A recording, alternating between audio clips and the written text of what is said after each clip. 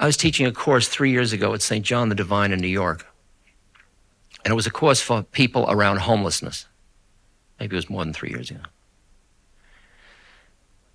And everybody had to go out and work in the community, do volunteer work. There were about 200-300 people. And then we had an open mic, and they reported their experiences working with political organizing or low-cost housing or shelters or food kitchens. This woman got up and she said, every day I leave my apartment and I go to the bus. And for the past 8 months, at the corner, there has been this man standing with a paper cup with some coins in it, jiggling it. He's there almost every day. She said, we know him, we wave to him.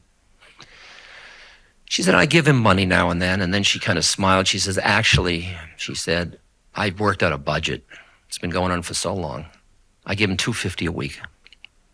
And I give him a quarter now and a quarter then, but it adds up to $250 a week. But she said, as a result of taking this course, I realized that I had never acknowledged his existence as a fellow human being. I always treated him as that homeless man. And she said, when I looked at that, I realized I was frightened. She said, I thought about what was I frightened about? She said, I wasn't frightened he was going to rape me or he was going to steal my pocketbook. We knew each other. She said, I was afraid that if I opened to him, he'd end up living in my living room.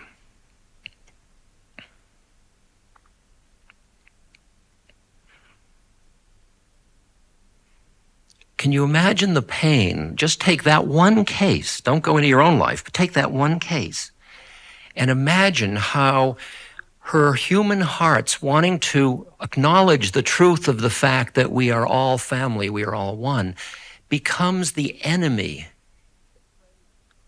She's afraid of her own heart because she's afraid she'll lose control of her game. It's an issue about boundaries. It's an issue about how you know how far you can go in this and how much you have to go like this. And learning how to go like this without closing your heart. There is such an art in learning to say no without closing your heart. Because the no is coming out of the inner truth of your being, that you are a unique being with certain stuff that you have to do in order to be able to play your game.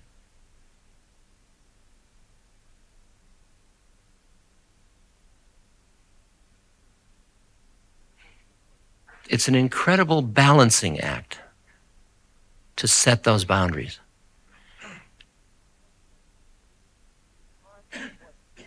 But part of what skillful means is to keep cultivating the qualities of compassion in the heart. I can't tell you how many people call me and they say, would you give me a spiritual practice? And the easiest one I can think of in the moments on the phone is, go find someone who's suffering and help relieve their suffering.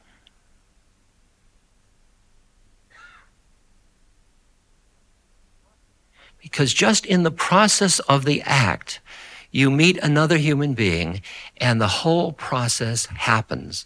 And finally, what feeds and liberates and works is when one being meets another being through the drama of the interactive process.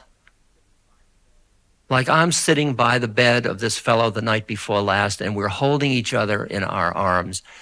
And it's unclear who's helping whom, or I'm the helper, I'm Ramdas, I've come to be with you. I'm dying, you know. The whole drama of who's dying, who's helping, all of it is true and it's not true. Because there we are, we're just two moments of God, two sparks, two awarenesses recognizing one another through the veil of the dance. That's taking that situation and turning it into karma yoga. It's the intention to use your life in order to remember God.